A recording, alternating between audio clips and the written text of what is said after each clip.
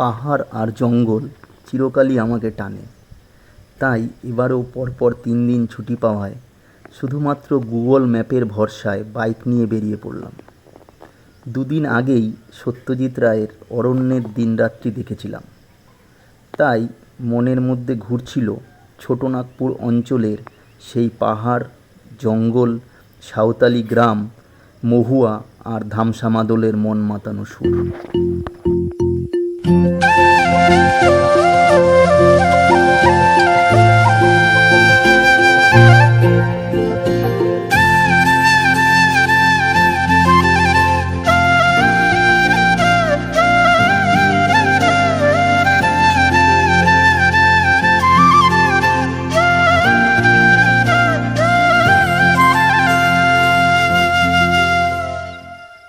সকাল 7টায় বাড়ি থেকে বেরিয়ে সন্ধে 6টায় পৌঁছালাম আমাদের গন্তব্যে।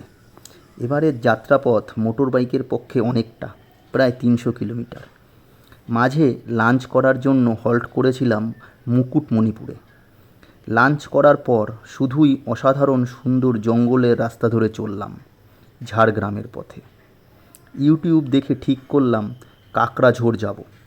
গ্রামের একদম শেষ প্রান্তে পাহাড় ও জঙ্গলের মাঝে রয়েছে একটা হোমস্টে, ঝিনুক ক্যাম্প।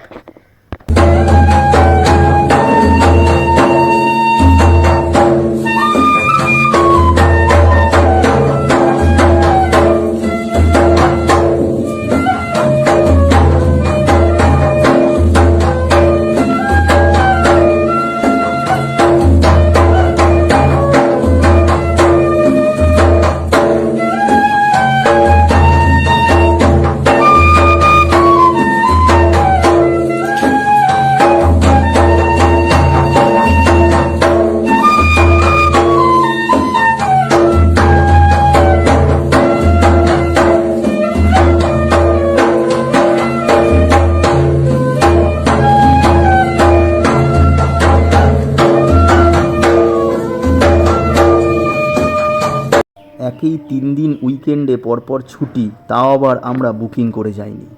গিয়ে দেখলাম সব রুম বুকড।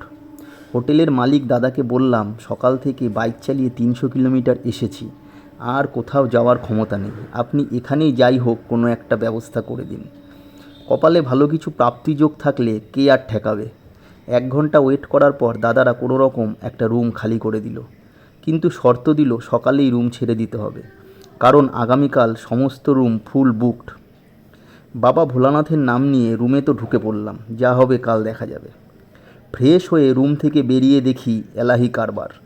পাহাড়ের কোলে ছোট্ট হোমস্টে সেজে উঠেছে রং বেরঙের টুনি লাইট দিয়ে।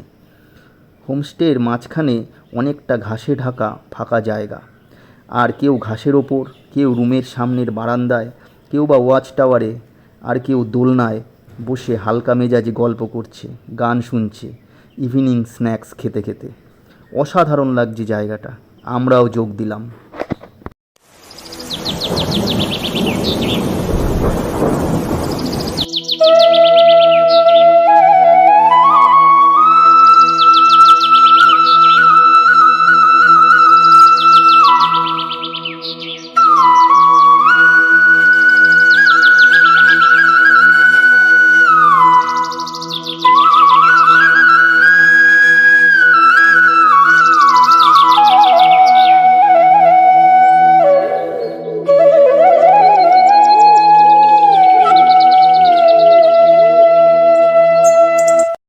পরের দিন খুব ভোরবেলায়, কেউ ঘুম থেকে ওঠার আগেই আমি একা পায়ে হেঁটে ঘুরে বেড়ালাম পাহাড়ের কোলে বসা এই আদিবাসী গ্রামের জঙ্গলের রাস্তায় রাস্তায়। সে এক অসাধারণ অনুভূতি। ফিরে এসে ব্রেকফাস্ট টেবিলে দেখা হলো সোমনাথ আর শ্রেয়ার সাথে। কাল রাতে পরিচয় হওয়া সেই কিউট কাপল তৈরি হচ্ছে লোকাল সাইট সিন দেখার জন্য।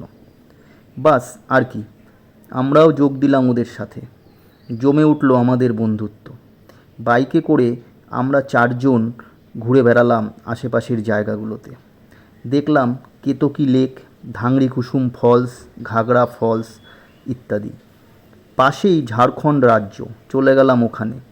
সমস্ত জায়গাটাই খুব সুন্দর, আলাদা করে কোনো স্পটে যাওয়ার দরকার হয় না। শুধু চুপচাপ জঙ্গলের মাঝে ঝর্ণার পাশে কোনো একটা জায়গা বেছে নিয়ে বসে থাকলেই হলো, সারা দিন কেটে যাবে। এখানকার নিরিবিলি প্রাকৃতিক সৌন্দর্যের মধ্যে বারবার আমরা নিজেদেরকে হারিয়ে ফেলছিলাম। এত সুন্দর স্মৃতি আমি সারা জীবন ভুলব না।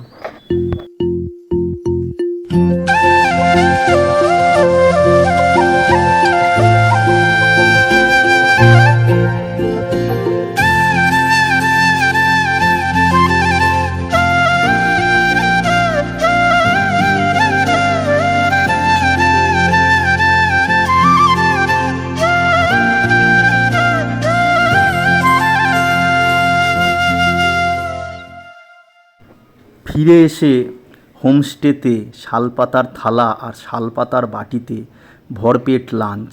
এখানকার রান্নার স্বাদ এত সুন্দর, তার একটা কারণ অবশ্য আছে। এখানে সব কিছুর রান্নাই কাঠের আগুনে হয়, এই জন্য এর স্বাদই অসাধারণ। এরপর সারা বিকেল বসে রইলাম হোমস্টের সামনের উন্মুক্ত প্রান্তরে এবং বসে বসে সেই পাহাড়ের রূপ দেখতে লাগলাম খোলা আকাশের নিচে। খুব সুন্দর সময় কাটালাম পুরো বিকেলটা। এরা এসে জানালো যে সন্ধেবেলায় আজকে এখানে ধামসা মাদলের সাথে আদিবাসী নৃত্যর আয়োজন করা হয়েছে। আমরা বললাম, বাহ, এ তো অসাধারণ, আজ এক অসাধারণ অনুভূতির সাক্ষী আমরা হব।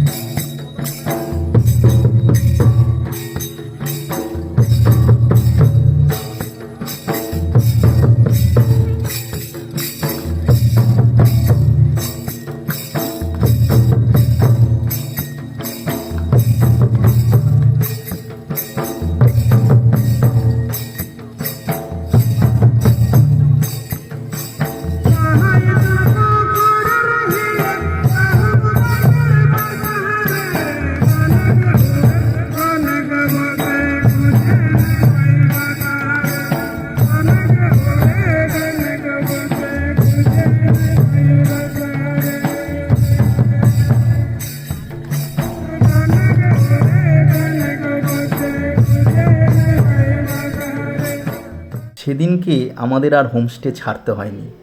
এত ভালো পরিবেশ আর এত সুন্দর ব্যবস্থা দেখে আমি হোটেল মালিক দাদাকে বলেছিলাম যে এখানেই আমরা থাকবো, আপনি যেমন করেই হোক একটা ব্যবস্থা করে দিন। আর আমাদের অবস্থা দেখে তিনি আমাদের জন্য একটি টেন্টের ব্যবস্থা করে দিয়েছিলেন সেই রাতে। আর আমরা সেদিন ওই মাদল গানের সাথে আদিবাসী নৃত্য দেখে এই টেন্টেই রাত কাটিয়েছিলাম। তার পরের দিন ফেরার পালা। আমরা ফেরার পথে খান্দারানি লেক আর গডনাশিনী পাহাড় হয়ে ফিরেছিলাম। এই দুটো এখানকার খুব সুন্দর দর্শনীয় স্থান। চলো।